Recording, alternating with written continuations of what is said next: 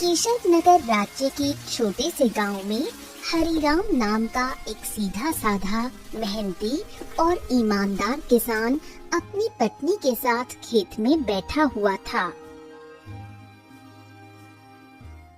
देखना, हमारी फसल इस साल बहुत अच्छी होगी। हाँ, क्योंकि मेरी मेहनत के साथ साथ मेरे खेत की जमीन पर तुम्हारी मेहनत का पसीना भी शामिल है अर्चना। हाँ। नहीं, सारे गांव में केवल तुम ही मेहनती और ईमानदार हो।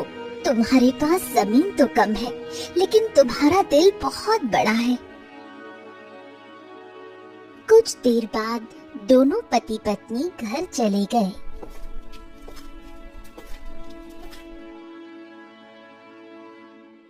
मैं तुम्हें एक बात बताना तो भूल ही गई। घर में लकड़ियाँ खत्म हो गई हैं। अरे चिंता मत करो, मैं कल सुबह सबसे पहले जंगल में लकड़ियाँ काटने के लिए ही चला जाऊंगा। ठीक है ना, ले आऊंगा। चलो अब।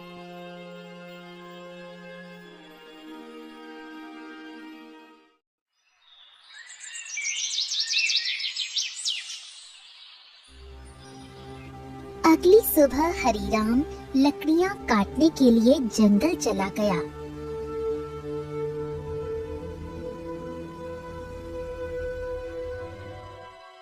हरिराम एक पेड़ पर कुल्हाड़ी चलाने ही वाला था कि तभी उसने देखा झाड़ियों में एक घायल बंदर करहा रहा था।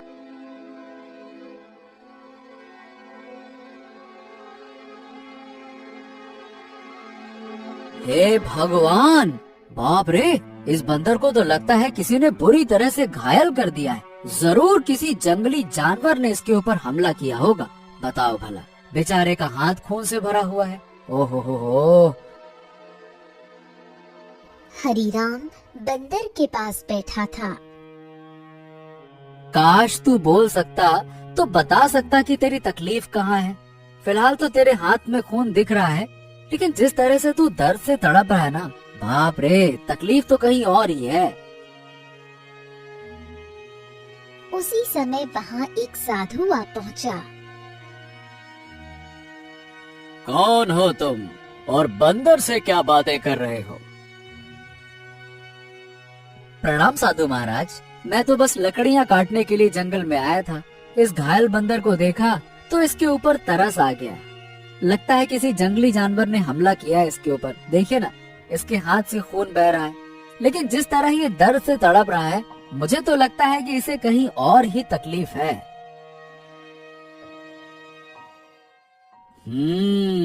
बहुत कम इंसान होते हैं जिनके मन में जानवरों के प्रति इंसानियत होती है।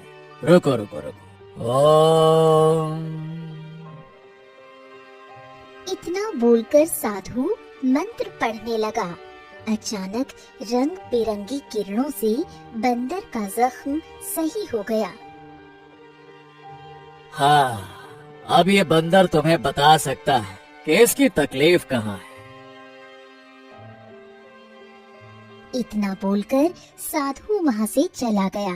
बंदर उठकर खड़ा हो गया। मेरे कंधे में बहुत दर्द हो रहा था। हाँ, अब अच्छा लग रहा है। एक शेर ने मुझ पर हमला किया। मैं बचने के लिए दूसरे पेड़ में कूदा। शेर का पंजा मेरे हाथ में लगा और मेरा हाथ घायल हो गया। मैं पेड़ ही नहीं पकड़ पाया और मैं जैसे ही नीचे गिरा, बाप रे बाप, मेरे कंधे में बहुत चोट लग गई थी। अरे, तुम तो बिल्कुल मनुष्य की आवाज से बात कर रहे हो। ये कैसे संभव हुआ? जब साधु ने मंत्र पढ़ा ना, तब मुझे ऐसा लगा कि मेरे अंदर बात करने की शक्ति आ गई है।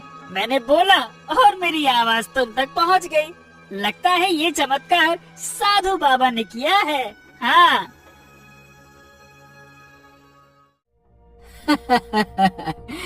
अच्छा ये बताओ, तुम मेरे घर पे चलोगे? ओहो, अब तुमने मेरी जान बचाई है तो अब तो मैं तुम्हारे साथ ही चिपक गया हूँ। मतलब मैं तुम्हारे साथ ही रहूंगा। और क्योंकि मैं इंसानों की तरह बात करने लगा हूँ, तो मैं बंदरों से अब तो अलग हो गया हूँ ना। क्या करूँगा उन बंदरों के साथ रहकर? अब तुमसे बातें करूँगा जी भर के। चलो तुम मेरा कोई अलग नाम भी रख सकते हो। बताओ बताओ, मेरा क्या नाम रखोगे? बड़े मजे की बातें करते हो तुम। चलो ठीक है, मैं तुम्हें आज से गोलू कह के पुकारूंगा। क्यों, कैसा नाम है? अच्छा नाम है ना? हाँ, अच्छा नाम है। चलो चलो चलो चलो, घर चलते हैं।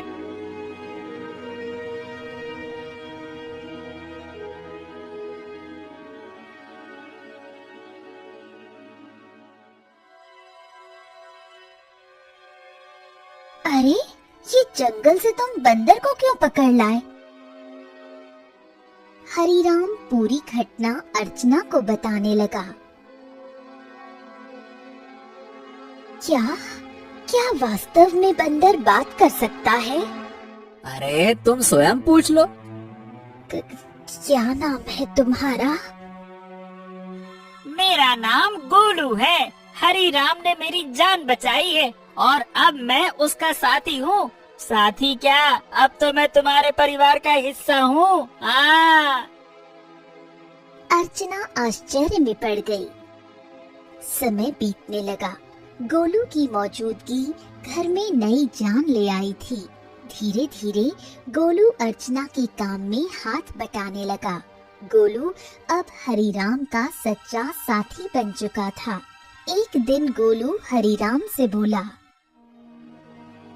हरीराम, अब मैं भी तुम्हारे साथ खेत में चलूंगा। क्या करूंगा घर में बैठे बैठे, मुझे भी चलना है। अरे गोलू, खेत का काम आसान नहीं होता, बहुत मेहनत लगती है। क्या करोगे तुम वहाँ पे? अरे क्या करूंगा क्या, मैं भी तुम्हारे साथ मेहनत करूंगा।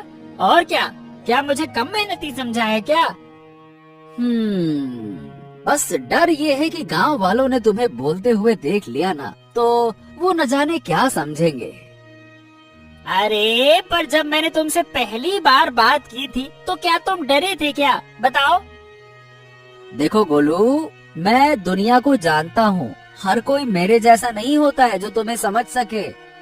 ओहो, मुझे दुनिया से क्या है लेना देना, मुझे तो तुम्हारे संग है रहना। मेरा मतलब ये है कि मुझे बस तुमसे मतलब है, क्योंकि मैं तुम्हारा साथी हूँ। हाँ। हरीराम मुस्कुराया और अगले दिन गोलू को साथ लेकर खेत चला गया। कुछ ही दिनों में गोलू ने खेती की हर बात सीख ली। अब वो हरीराम का सच्चा मददगार बन गया था।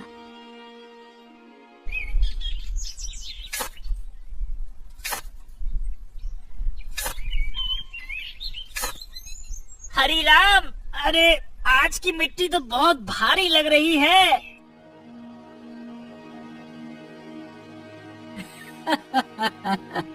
गोलू, अब तो तू पक्का किसान बन गया है।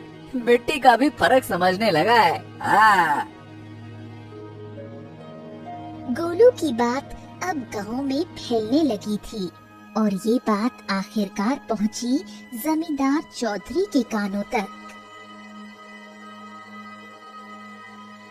क्या हरीराम के घर एक बंदर है जो इंसानों की तरह बोलता है? हाँ जमींदार साहब, मैं खुद देख चुका हूँ। अरे मैंने तो उसे बोलते हुए सुना भी है। पहली बार तो मैं डर गया था। अरे भैया, तो फिर उस बंदर को लेकर तमाशा करना चाहिए, उससे तो बड़ी अच्छी कमाई होगी। ये बात आपने बिल्कुल पते की कही जमींदार साहब।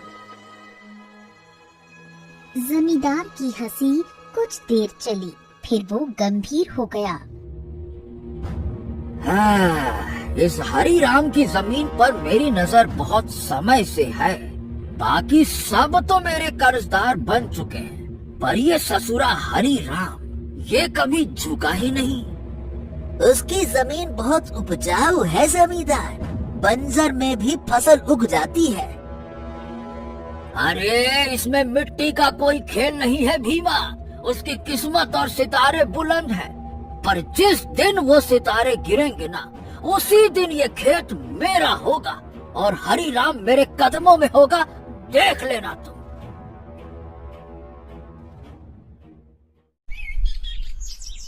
समय ऐसे ही बीतने लगा। एक दिन हरिराम और गोलू जब खेत से घर लौटे तो आंगन में बैठी अर्चना को देखकर दोनों के चेहरे पर चिंता की रेखाएं खिंच गईं। अरे अर्चना, क्या हुआ? ये कैसी खांसी है?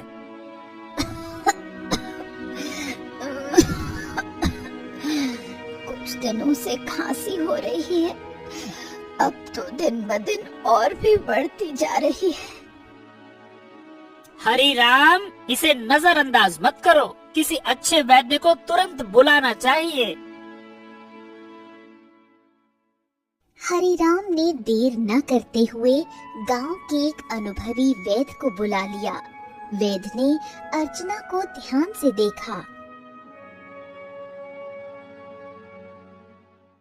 हरिराम, देखो, इन्हें एक विचित्र बीमारी हो गई है। अगर समय पर इलाज न मिला तो ये जानलेवा हो सकती है। हाँ, नहीं नहीं नहीं नहीं वैद्य जी, आप तो इलाज शुरू कीजिए, मैं कोई कसर नहीं छोड़ूंगा।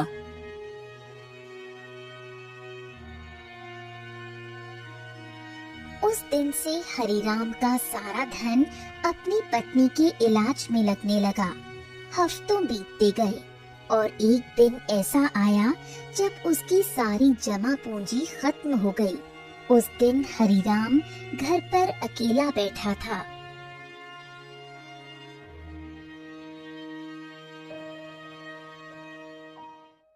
ऐसे उदास मत बैठिए, मैं अपने आप ठीक हो जाऊंगी। ऐसा ऐसा मत कहो अर्चना, मैं तुम्हें इस हालत में नहीं देख सकता। तो अब क्या करोगे?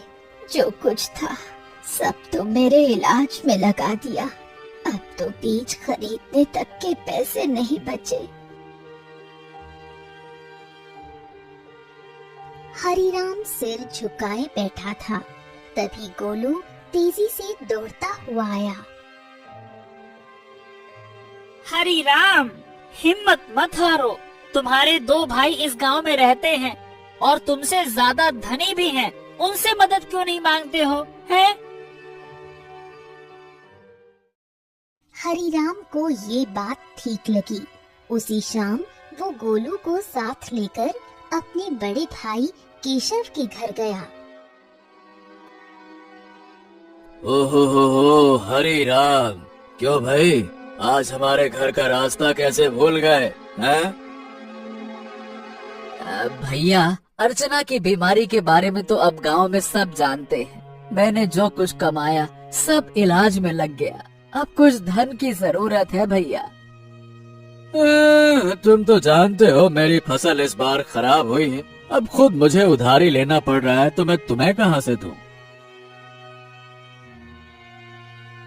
हरिराम कुछ नहीं बोला, सिर झुकाकर बाहर निकल आया। अरे वो झूठ बोल रहा था हरिराम, मैंने उसके चेहरे को देखा है, वो देना ही नहीं चाहता था। हाँ जानता हूँ रे गोलू, पर चलो एक और भाई है, उनसे मिलते हैं, चलो। अब दोनों बिरजू के घर पहुँचे। बिरजू ने दरवाजा खोला और हरिराम को देखकर चौंक गया। ओह हरिराम, आज भाई की याद कैसे आ गई? भैया मेरी पत्नी अर्चना बहुत बीमार है, थोड़ा सा धन चाहिए इलाज के लिए। क्या? अरे बंटवारे में वैसे भी तुझे ज्यादा जमीन मिल गई थी, उसे बेच नहीं देता? मेरे पास धन का पेड़ लगा है क्या जो मांगने चला आया? झूठ मत बोलो भैया, सच तो ये है कि तुमने और केशव भैया ने मेरे हिस्से की जमीन भी दबा ली थी। मुझे 6 बीघा जमीन मिलनी थी, बस 2 बीघा मिली है, 2 बीघा। अरे निकल जा यहाँ से, अगर कर्ज लेना है तो जमींदार के पास जा, मुंह उठा के चले भाग यहाँ से।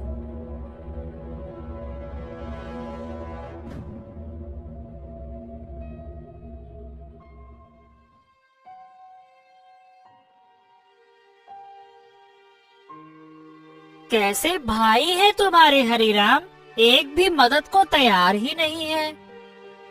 हाँ, इस दुनिया में इंसान ऐसे ही होते हैं, मतलबी, अपना पराया कुछ नहीं देखते। तो अब क्या करोगे? क्या जमींदार के पास जाओगे?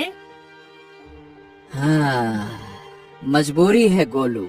मैं नहीं जाना चाहता था, इसीलिए तुम्हारे कहने पे भाइयों के पास गया। अब तुम ही बताओ, मेरे पास और क्या रास्ता बचा है, बताओ।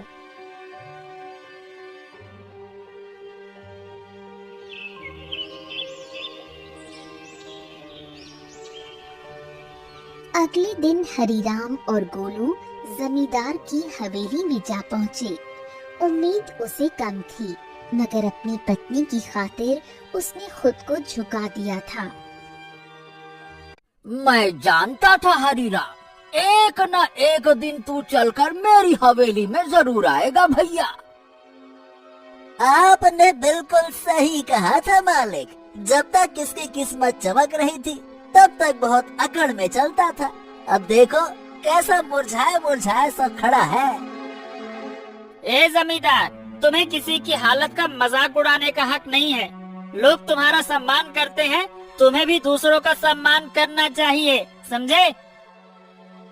ए बदरवा, बकवास बंद कर। तू इंसानों की तरह बोलता है, इसका मतलब ये नहीं है कि तू इंसान बन गया है, समझा? हाँ भैया हरीराम, बताओ बताओ क्यों आए हो? क्या बताएं, आपको तो सब पता है। मेरी पत्नी बीमार है, सारा धन इलाज में चला गया, कुछ धन की आवश्यकता है। अच्छा, धन चाहिए तो भैया मेरी शर्तें सुन लो। ब्याज 50% और बदले में कुछ गिरवी रखना होगा। अब मेरे पास कुछ बचा है क्या जो गिरवी रखूं? जो सोने के आभूषण थे वो भी इलाज में बिक चुके हैं। अरे है ना, क्यों नहीं है? तेरे पास 2 बीघा जमीन है, भैया उसे गिरवी रखो। वक्त पर कर्ज चुकाएगा तो जमीन तेरी वरना मेरी, सीधा हिसाब। बोलो भैया। हरीराम सोच में पड़ गया। उसे अपनी पत्नी का जीवन बचाना था, मगर कीमत बहुत बड़ी थी। अरे ये तो सरासर अन्याय है। तुम किसी की मजबूरी का फायदा उठा रहे हो। ऐसे तो हरीराम कभी कर्ज ही नहीं चुका पाएगा। ए हरीराम, पहले तो तू इस अपने पालतू बोलने वाले बंदर को ले जा यहाँ से, नहीं तो मेरा मन बदल गया तो हो गया तेरा काम। जब से आया है पटर पटर पटर पटर। चुप कर। हरीराम चलो मेरे साथ, ये कर्ज मत लो, चलो। गोलू, मेरे पास अब और कोई चारा नहीं है। अरे तुम बस चलो तो, मैं तुम्हारी मदद करूंगा ना। हाँ चलो मेरे साथ। हरीराम गोलू के साथ चला गया। हवेली के भीतर जमींदार और भीमा गुस्से से खौल रहे थे। ए मालिक, हरीराम तो हाथ से निकल गया। अरे चिंता मत कर बेटा, मजबूरी उसे फिर लौट आएगी। कितना दूर जाएगा वो?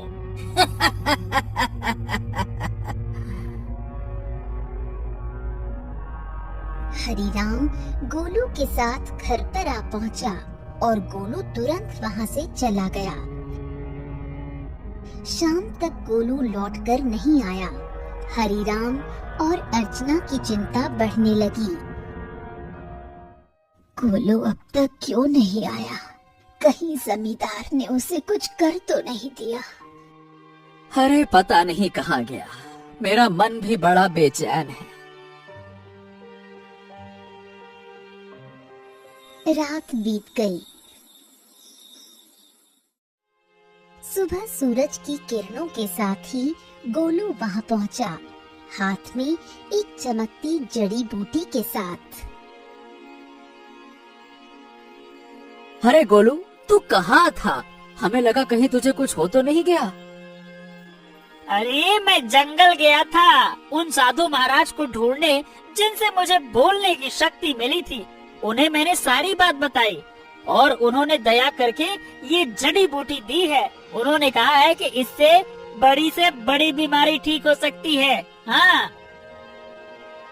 गोलू ने वो जड़ी बूटी अर्चना को दे दी। कुछ देर बाद अर्चना की आंखों में चमक लौट आई।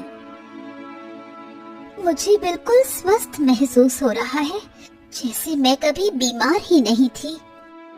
हाँ। अर्चना, तुम्हारी खांसी भी ठीक हो गई। और गोलू, तू तो हमारे लिए देवता बन गया। अगर तू नहीं होता तो मैं जमींदार से कर्ज लेकर अपनी खेती भी खो बैठता।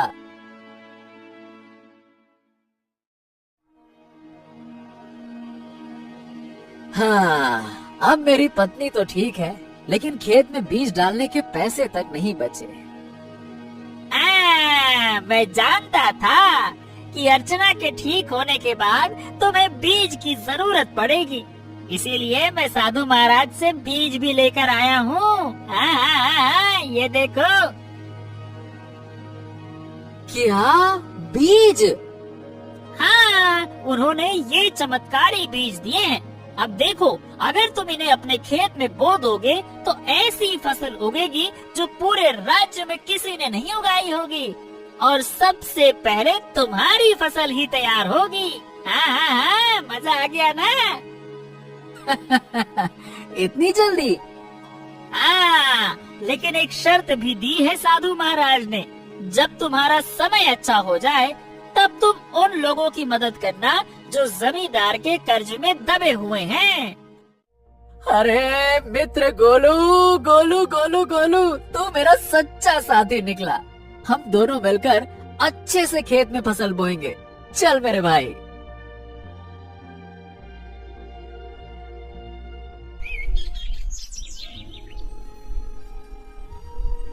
अगले ही दिन हरिराम, गोलू और अर्चना ने मिलकर खेत जोता, बीज बोया और आकाश की ओर देखकर मेहनत का वादा किया।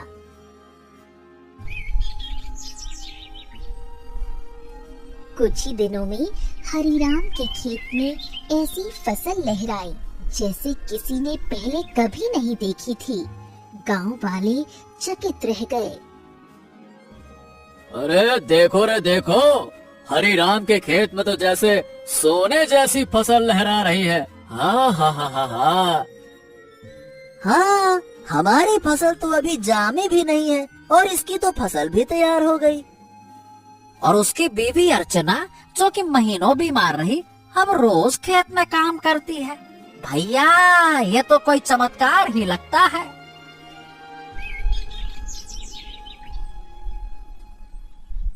कुछ दिनों बाद हरिराम की किस्मत बदल गई।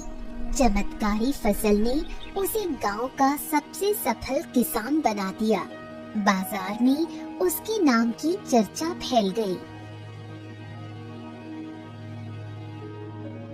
हरि राम जपो राम नाम, बन गया तो धनवान। जो सोचा था वो हो गया सच। हाँ, वाकई में सच तो हो गया। लेकिन अब बारी है गोलू वादा निभाने की, उन सब की मदद करने की जो जमींदार के कर्ज में डूबे हैं। हाँ बिल्कुल, चलो आज से ही शुरुआत करते हैं। अपने गांव का बिंदेसर का खेत सबसे पहले छुड़ाते हैं। चलो।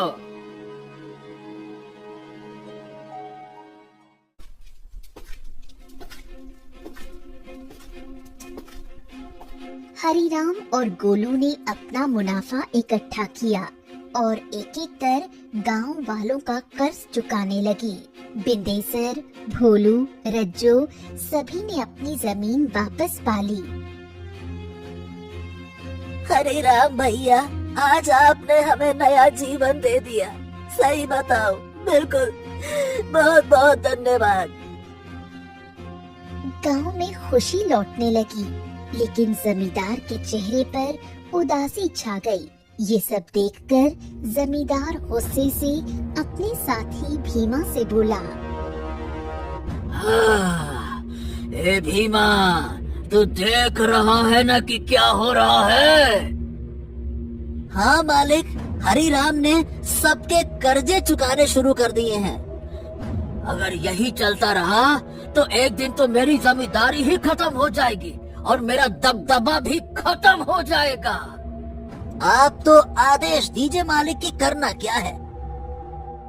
अब बहुत हो गया भीमा, अगर ये हरिराम ऐसे ही सबकी जमीन छुड़वाता रहा तो मेरा क्या बचेगा? मेरा दबदबा, मेरी हवेली है। अरे मालिक आप तो बस आदेश कीजिए, कल ही उसका काम तमाम कर दूंगा। सब खेत में काम करते हैं, वही खत्म कर दूंगा। कहिए।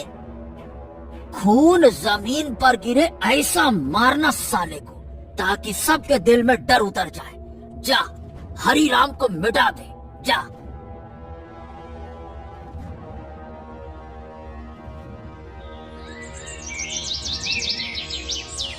सुबह का सूरज उगा, लेकिन किसी तूफान से पहले की शांति जैसा लग रहा था। हरिराम खेत में बीजों को देख रहा था, जो अब सोने जैसे चमकते दिखते थे। अरे गोलू, देख तो, ये फसल तो जैसे गाना गा रही हो। तुम्हारे हाथ की छुअन में जादू है। हाँ, बिल्कुल सही कह रहे हो मित्र। इस बार की फसल सोने की फसल जैसी उगती हुई दिख रही है। वाह वाह वाह वाह वाह वाह। इतना बोलकर अचानक गोलू एक ओर हट गया। सच तो ये था कि गोलू को किसी की आहट की भनक लग चुकी थी। तभी वहाँ जमींदार और भीमा आ पहुँचे। भीमा के हाथ में लंबा बर्छा था। हरिराम झुका हुआ था। अब भुगतो किसान। जैसे ही भीमा ने हरिराम की ओर बर्छा फेंका, एक छलांग, एक चीख, एक वार, लेकिन हरिराम पर नहीं, गोलू पर। गोलू! नहीं नहीं, ये क्या किया तूने? तुम्हारे लिए मित्रता का मतलब सिर्फ साथ नहीं होता, कभी कभी बलिदान भी होता है। तूने मेरी जान बचाने के लिए अपनी जान दांव पर लगा दे। क्योंकि तुम मेरे साथी हो और मैं तुम्हारा।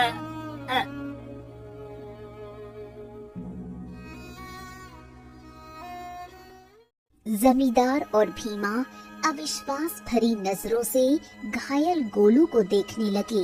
भीमा जमींदार की ओर देखकर बोला, अरे ये क्या जमींदार, इस मूर्ख बंदर ने तो हरिराम के ऊपर लगने वाला वार अपने ऊपर ले लिया। हाँ तुमने सही कहा, लेकिन मैं फिर भी हरिराम को जीवित नहीं छोड़ूंगा। इतना बोलकर जमींदार गोलू की ओर देखकर क्रोधित अवस्था में बोला, अरे तू मूर्ख का मूर्ख बंदर ही रहा। अरे तू इंसानों की तरह बोल सकता था और इंसानों की तरह रहने लगा था, लेकिन तू इंसानों की तरह चतुराई नहीं सीख सका।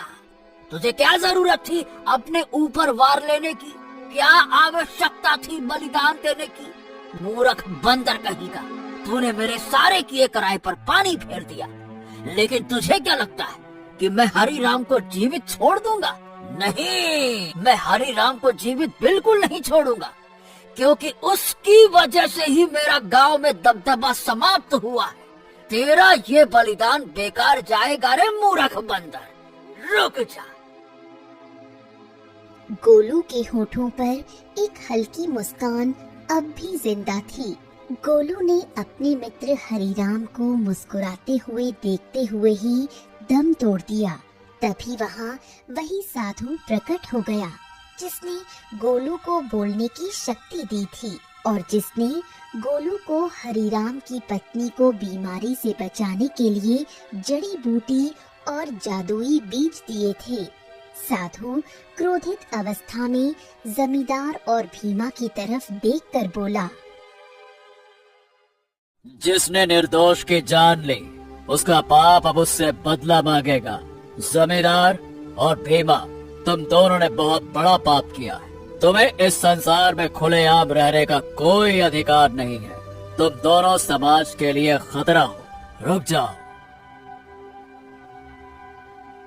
इतना बोलकर साधु की क्रोधित आंखों से रंग बिरंगी किरणें निकलकर भीमा और जमींदार के शरीर पर पड़ने लगी और अगले ही पल उनके शरीर में आग लग गई। कुछ ही देर में वो दोनों जलकर राख हो गए। गांव वाले इकट्ठा हो गए।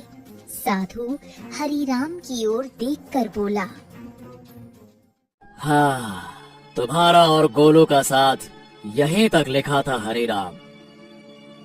लेकिन साधु महाराज, जमींदार के साथी भीमा ने मेरे ऊपर हमला किया था, लेकिन गोलू ने उसे अपने शरीर पर ले लिया। हाँ, क्योंकि वो तुम्हारा सच्चा साथी था। जाते जाते गोलू ने अपनी मित्रता का कर्ज चुका दिया। अपने साथी को कभी नहीं भूलना हरिराम। इतना कहकर साधु रंग बिरंगी किरणों में वहां से गायब हो गया। गांव वाले नम आंखों से गोलू के बलिदान की सराहना करने लगे। अरे ये कोई साधारण बंदर नहीं था भैया, देवता था देवता, हरिराम का सच्चा साथी। हाँ भैया, इसने अपनी जान दे दे और हम सबको बचा लिया। बहुत अच्छा बंदर था। कुछ दिनों बाद हरिराम ने नम आंखों से गोलू की याद में उसी खेत में एक पौधा लगाया जो आगे जाकर बना साथी वृक्ष। गोलू, तेरे बिना सब अधूरा लगेगा, लेकिन तू मिटा नहीं। तू हर उस फसल में है जो इस धरती से उगेगी। कभी कभी सच्चा साथी इंसान नहीं होता, वो एक जानवर हो सकता है जो बिना शर्त प्रेम करे, रक्षा करे और अगर जरूरत पड़े तो जीवन भी दे दे।